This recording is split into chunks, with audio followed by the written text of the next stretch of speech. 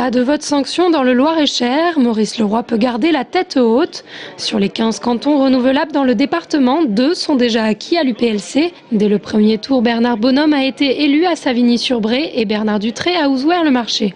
Parmi ceux qui restent au deuxième tour, les conseillers généraux sortants de la majorité départementale arrivent en tête de leur canton, avec même une nette avance à Montrichard, Montdoublon et Nain-sur-Beuvron. En tout, 7 cantons sont quasiment assurés de rester bleus et 3 seront plus difficiles à conquérir avec des scores très serrés.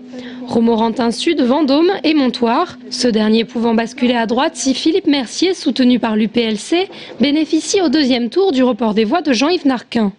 Malgré tout, le grand gagnant reste l'abstention, une abstention qui, selon l'opposition, aurait joué en faveur de la majorité.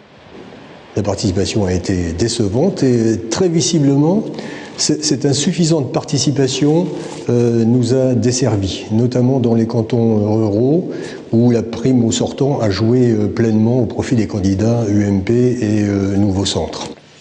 Toutefois, dans les cantons détenus par le PS, les conseillers généraux sortants obtiennent de bons scores. Mais le nouveau visage de Blois 2, Julien Ruttard, s'en sort bien avec 23% contre 33% pour Michel Fromet. Je suis assez content, je pense que ce sont de très bons résultats pour la majorité départementale. Ça prouve qu'il y avait une vraie volonté de changement. Quand on les regarde un petit peu à la loupe, on voit que Michel Fromet perd 4 points par rapport à l'élection précédente. Élection où, rappelons-le, il y avait un autre candidat de la gauche, un candidat d'hiver gauche.